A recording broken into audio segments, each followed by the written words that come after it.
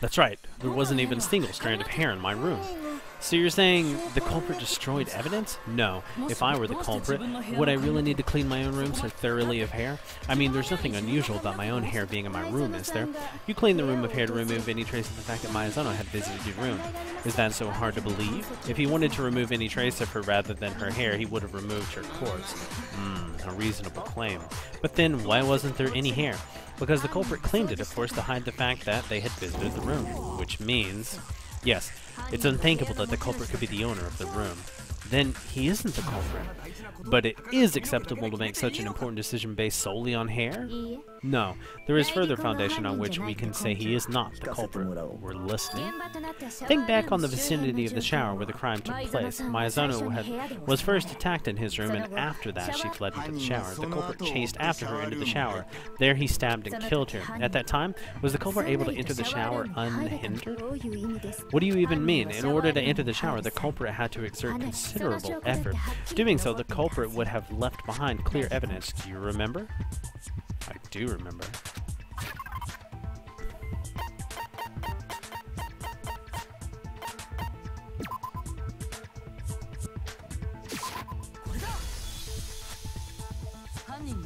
The shower doorknob is evidence, right? The effort the culprit took, right? What happened to the doorknob, dude? It was broken. The doorknob to my bedroom shower was broken. See, the upper screws were removed and the doorknob was undone. It's true, but why is the doorknob to break the shower's lock? The culprit removed the entire doorknob. There is another action inconceivable of the room's owner. Further basis couldn't be the culprit. You're saying he wouldn't bust down his own door?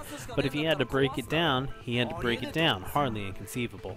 Still, you don't understand. In that case, let's go back over the progression of the crime. I'm sure you'll understand then.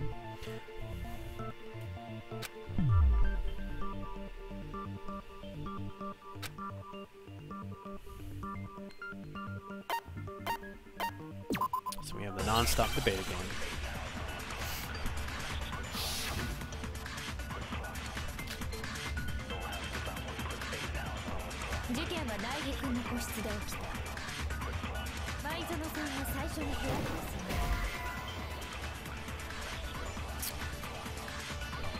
Oh. Took a hit.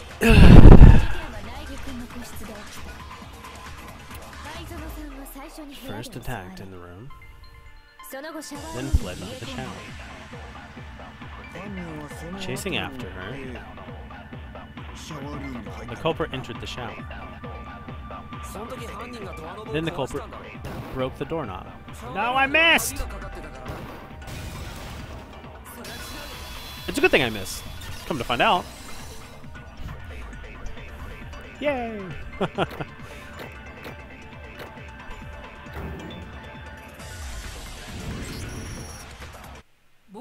The reason my shower door wouldn't open isn't because it was locked. That's because only the girls' rooms have locks on their shower doors, right? Now that you mention it, that is the case. Then why wouldn't his shower door open? Because the door's alignment. Huh? Your door's alignment? The door to my shower isn't aligned properly. Monokuma can attest to that. Yes, he speaks the truth. But for the super duper high school luckster to get the only room with a misaligned door, that's not good luck at all.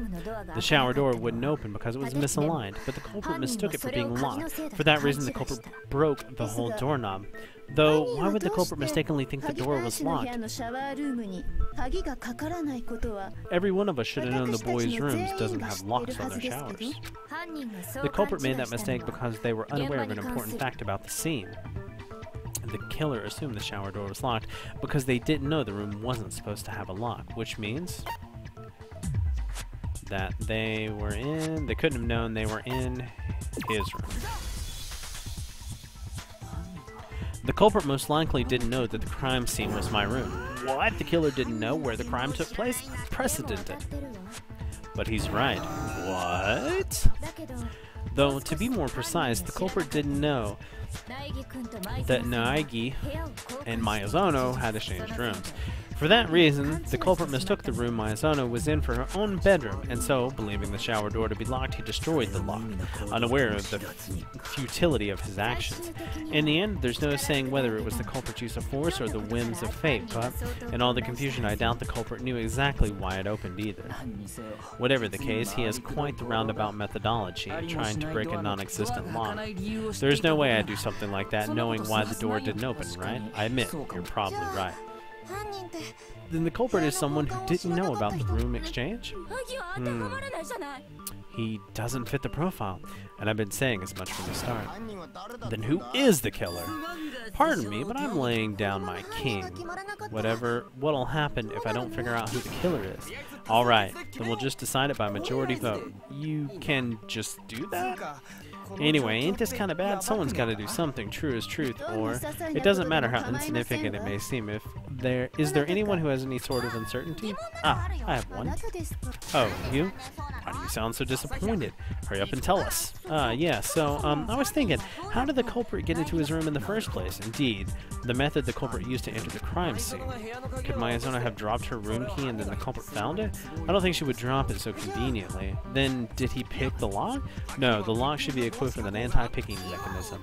Then allow me to answer. The culprit used a much simpler method. The culprit disguised himself as a visitor, and Maizono invited him in herself. No, that's not right. Oh, someone doesn't know their place. You're quite something to be contradicting me. Earth to Naegi, how can you be so sure that I am wrong? Is it because she was scared? That should be sufficient evidence. Some evidence showing Maizono almost uncertainty would have invited somebody into the room.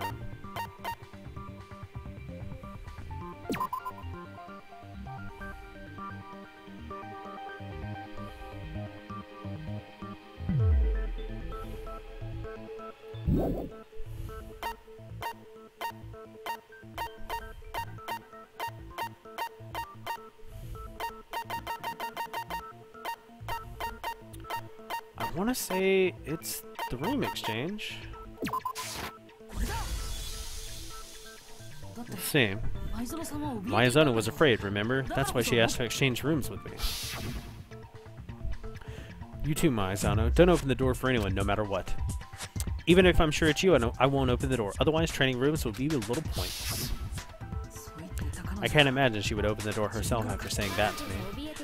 And what if her fear itself was a lie? Huh? What are you saying? Why would she tell a lie like that? You probably don't want to consider the possibility, but could you still say that after seeing this? I want to speak with you alone. Please come to my room in 5 minutes. Be sure to check the nameplate so you don't get the wrong room. By rubbing a pencil over the top page of the notepad in a certain room, this message appeared. Ah, I've seen that on TV before. Writing in a notepad leaves marks on the next page, as you can see by rubbing over with a pencil. When I saw that, I thought, when writing in a notepad, you gotta tear out a page first. It's an old trick, but the classics can be surprisingly helpful. For the record, that notepad was found on the desk in Naegi's room. Huh? In summary, only someone who would have been in Naegi's room prior could have left this note. Either the room's owner, Naegi, or the one who exchanged rooms with him last night, Maizono. Naegi, did you write this? No, I didn't. Indeed, this note also has what appears to be Maizono's signature. Then this note was written by Maizono? But why would she write a note like that? She was trying to call on a certain person, and doing so she made use of that note. By slipping that note in the door, she attempted to call upon them in secret. To be summoned in that fashion by the super-duper high school idol would be okay. OHKO? Would OHKO any guy? One-hit knockout any guy. Though that doesn't apply to me with my two-dimensional restriction. Even assuming such a character exists, it's unthinkable that they could be involved in the incident. Huh? Why not? Would you like to know? Then allow me to tell you.